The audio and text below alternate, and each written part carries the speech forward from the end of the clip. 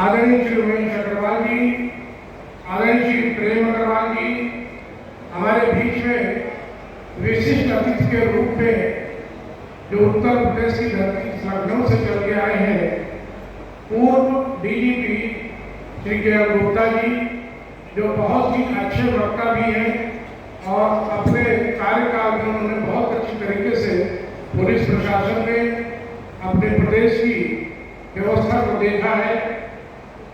श्री विजय बंसल जी, श्री गोपाल टंडन जी, श्री भगवती गुप्ता जी, हमारे बीच में पार्टी के सभी पदाधिकारी, श्री विश्राम सागर जी, श्री राजेश्वर रसोगी जी, श्री संजय मिश्रा जी, श्रीमती इंदु सिंह जी, आज के कार्यक्रम के संयोजक श्री राजकुमार अग्रवाल जी, नीरज वर्मा जी, श्री जितेंद्र मेहरोत्रा जी, श्रीमती कंचन पांडे जी, पंचायत सिंह श्री मुनीन्द्र अवस्थी जी और आज के इस कार्यक्रम का सफल संचालन कर रही श्रीमती जया सिंह जी, सामने बैठे हुए सभी हमारे व्यापारी भाइयों और हमारे लेफ्ट साइड में बैठे इलेक्ट्रॉनिक मीडिया, प्रिंट मीडिया के सभी सम्मानित साथियों।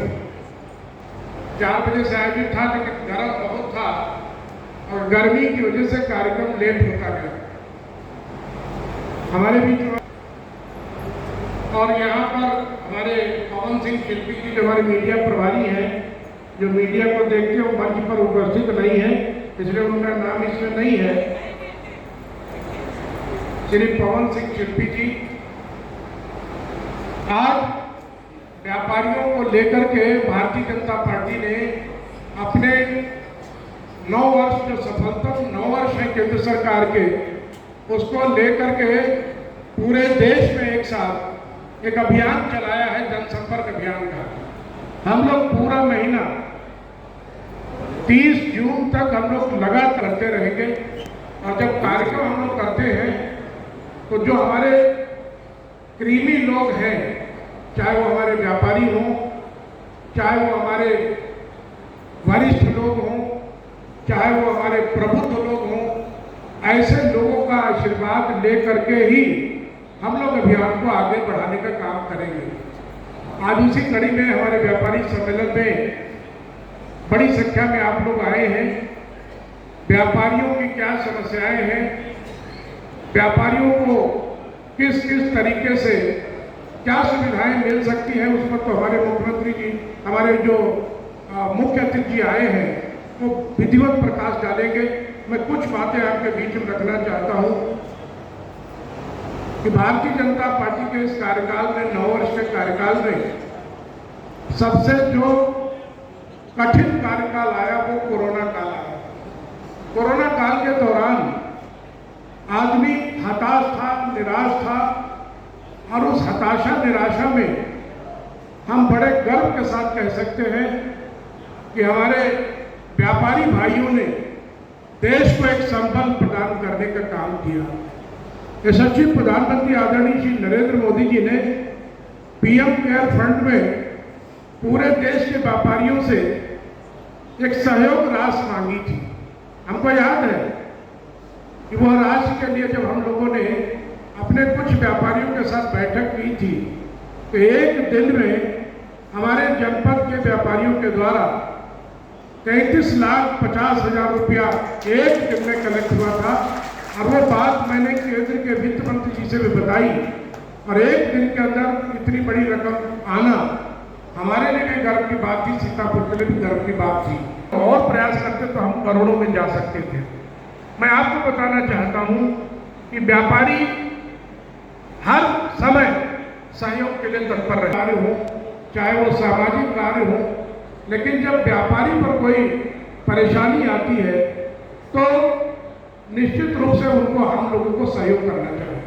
भारतीय जनता पार्टी जैसा भी अभी पहले उद्बोधन में हमारे बीच में वक्ताओं ने बताया है कि व्यापारियों की ही ये पार्टी है। व्यापारियों ने इस पार्टी को बनाया और इसके संरक्षक भी व्यापारी संरक्षक के रूप में इसको संबल दे रहे हैं।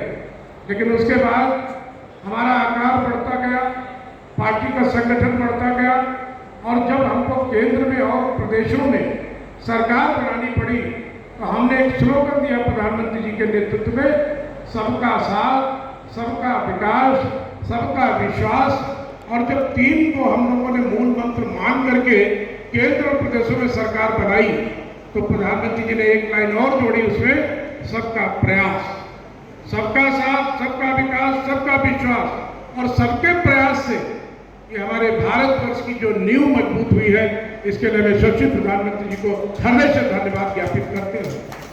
कोरोना काल के अंदर त्राहिमाम मचा था पूरे विश्व के अंदर, और उस टाइम लोगों को एक टीके की दरकार थी।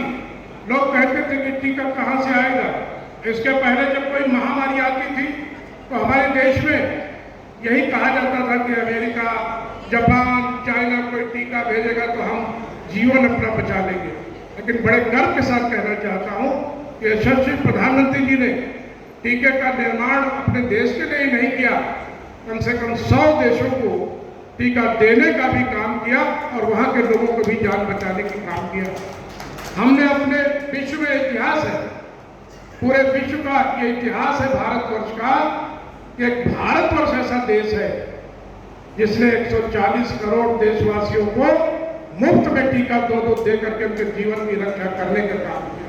कितने भी बड़े संपन्न राष्ट्र हैं, उन्होंने अपना टीका आम आदमी को बेचने का काम किया। लेकिन आज ये कहते हुए गर्व महसूस हो रहा है कि हमने टीका बना करके अपने लोगों की रक्षा तो की, कुछ ऐसे कमजोर देश थे जिनकी आर्थिक स्थिति बढ़िया नहीं थी, उनको भी हमने मुफ्त में टीके दे करके उनकी जान बचाने का काम किया। ऐसे उससे सचिव प्रधानमंत्री जी को हम नमन करते हैं। अब जब से कोरोना काल आया, पूरे विश्व की इकोनॉमी चरमराई हुई है। हमारे बगल का देश पाकिस्तान, उसके बारे में कोई चर्चा करने की जरूरत नहीं है। इलेक्ट्रॉनिक मीडिया, प्रिंट मीडिया के माध्यम से आप लोग रोज समझते होंगे कि पाकिस्तान की आज इकोनॉमी की हालत क्या है। लेकिन उसके बाद जो विकसित राष्ट्र है, मैं 2 राष्ट्र का यहाँ पर उल्लेख करना चाहूँगा, एक चाइना और एक अमेरिका, जो बहुत बड़े राष्ट्र हैं और अपने को विकसित राष्ट्र कहते हैं। हम अपनी जीडीपी से अगर तुलना करें तो अभी 2022-23 की जो जीडीपी की दर आई है वो 7.3 इंडिया की है।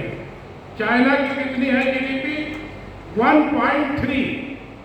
और अमेरिका की कितनी जीडीपी है सर? 1.8। और हम भारतवर्ष में विकासशील राष्ट्र में हैं। हमारे ऐसे राष्ट्र में 7.30 की जो इकोनॉमी, जो हमारी जीडीपी है, ये पूरा विश्व हतप्रभ है कि ये कहाँ से इकोनॉमी इतनी बढ़ी है। और मैं आपको बताना चाहता हूँ कि भारतवर्ष, जैसा कि प्रधानमंत्री जी ने निर्णय लिया है 2047 तक ये विकसित राष्ट्र हो करके इस पूरे विश्व का गुरु बन करके भारतवर्ष खड़ा होगा, और उसमें हमारे व्यापारियों का सबसे बड़ा योगदान है। आज हमारी जीडीपी अगर बढ़ी है तो उसके पीछे जीएसटी का